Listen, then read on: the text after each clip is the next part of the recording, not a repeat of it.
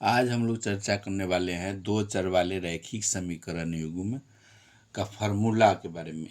कोई भी एग्जाम हो, चाहे बिहार बोर्ड हो या सीबीएसई हो, मैथ में अगर अच्छा नंबर लाना है तो आपको फार्मूला याद होना चाहिए। बिना फार्मूला के कोई भी मैथ आप हल नहीं कर सकते हैं।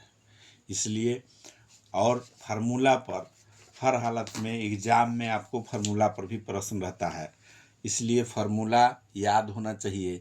तो फार्मूला का ये तीसरा चैप्टर है, थर्ड पार्ट है। पहले दो पार्ट बनाए हुए हैं वास्तविक संख्या बहुपद पर। ये तीसरा है दो चर वाले रैखिक समीकरण युग्म। इसमें मेन फार्मूला कौन है जो हमको याद रखना है, उसको देखना है। अगर मैथ में अच्छा नंबर लाना है, इस फार्मूला को ध्यान से समझना होगा, याद करना होगा। वीडियो अगर अच्छा लगेगा तो लाइक कीजिए, सब्सक्राइब कीजिए, शेयर कीजिए।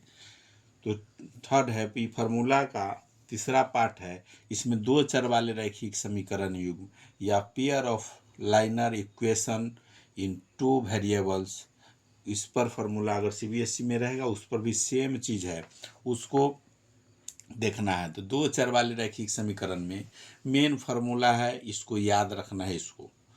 इसमें मेन फार्मूला जो है, इसमें शर्त, हलों की संख्या, युग्म का नाम जो दिया हुआ रहता है उसको याद रखना है।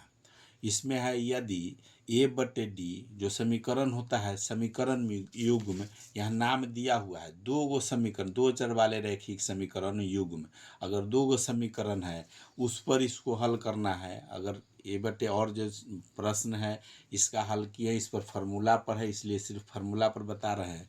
तो अगर ए बटे डी बराबर नहीं है बी बटे ई के, तो उसको कहा जाता है तो एक और केवल एक हल होगा। हल की संख्या पूछा जाएगा तो केवल एक हल होगा, या उसको अद्वितीय भी कहा जाता है। या युग्म का नाम अगर पूछा जाएगा तो युग्म हो जाएगा अविरोधी या सुसंगत और निराश्रित होता है। मेन यही पॉइंट याद रखना है। इसमें ज़्यादा फार्मूला है नहीं, लेकिन जो भी फार्मूला है ध्यान से याद रखना है। अगर फार्मूला याद नहीं होगा तो आप प्रश्न सही से हल नहीं कर सकते हैं। और दूसरा फार्मूला इसी का है, दूसरा नंबर है ए बटे डी बराबर है बी बटे ई बराबर सी बटे एफ अगर आता है तो समीकरण का अनगिनत हल होगा, या अनंत हल भी लिखा रह सकता है। अनंत हल पूछ देगा तो वो भी होगा, अनगिनत हल भी होगा तो सेम। अगर सब बराबर है इसका मतलब अनगिनत हल है, और अनंत भी लिखा रह सकता है।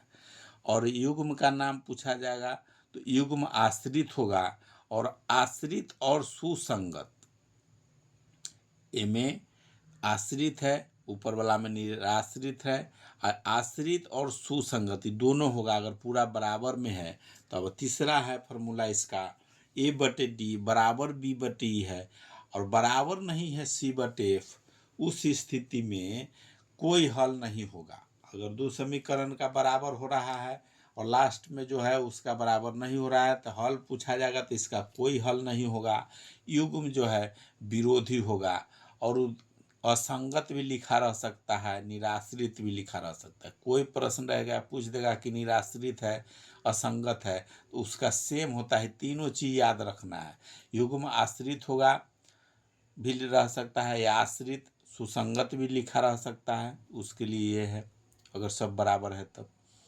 और ये लास्ट बराबर नहीं हो तो युग्म विरोधी होगा, असंगत होगा। विरोधी माने सेम है, मीनिंग इसका सेम है। विरोधी मतलब विरोध में है, सेम चीज नहीं है। असंगत भी हो गया विरोधी, संगत मतलब हो गया कि सपोर्ट में है, और असंगत मतलब विरोध में है। निराश्रित है मतलब वो आश्रित पर, आशा पर, आश्रित पर नहीं है।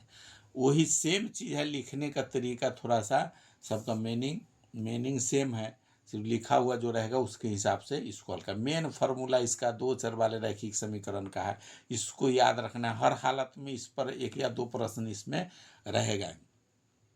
सचित्र से इसको प्रदर्शन को समझेंगे कि क्या है। जो पहला है किस टाइप से हो सकता है। अगर दो समीकरण है, दो समीकरण है, इसका मतलब कि दो गो समीकरण रेखा बनेगा तो एक जगह कटिंग जाएगा। इस मतलब केवल एक हल, इस टाइप की इसका अगर समीकरण बनेगा आलेख पर, ग्राफ में, तो केवल एक हल होगा। दो समीकरण है लेकिन वो एक बार मिलता है तो इसका केवल एक हल होगा। दूसरा का है मतलब वो सब बराबर है। जो समीकरण का मान अगर आ रहा है A/D बराबर B/E बराबर C/F, तो बराबर जाए बटे जितना होगा सेम सेम आते जाएगा। उस स्थिति में इस समीकरण दूसरा जो है सो बनेगा, जो अनगिनत हल होगा। मतलब दोनों रेखा जो है, दोनों समीकरण सेम सेम चलेगा एक दूसरे पर। जितना इसका होगा x का मान होगा तो इसका भी y का मान जितना होगा दूसरे समीकरण का भी सेम मान रहेगा। उस स्थिति में इस तरह से रेखा बनेगा। मतलब सेम उसी रेखा पर अगर रहता है वो इस तरह से रेखा बनेगा। दोनों सेम, दो गो समीकरण एक रेखा पर आ जाएगा। तीसरा है कि दो समीकरण है और कोई हल नहीं, मतलब कहीं एक जगह मिला, ये दो समीकरण था, एक जगह मिलान हुआ, इसमें हर जगह मिल रहा है समीकरण सेम सेम, इसमें कहीं नहीं मिलेगा। एक्स का मान एक समीकरण का है तो y का दूसरा है, इसका x का दूसरा है तो y का दूसरा है। कहने का मतलब सेम नंबर कभी नहीं मिलेगा। उस स्थिति में तीसरा समीकरण का इस तरह से आलेख बन सकता है। इसका दो चर वाले रैखिक समीकरण में मेन यही फार्मूला है, इसको याद रखना है। वीडियो अगर अच्छा लगा तो लाइक कीजिए, सब्सक्राइब कीजिए। और इस फार्मूला का तीसरा पार्ट था, चौथा पार्ट कल के डेट में आपको मिलेगा। ये दो चर वाले रैखिक समीकरण है, इसके पहले बहुपद का और वास्तविक संख्या का वीडियो डाले हुए हैं।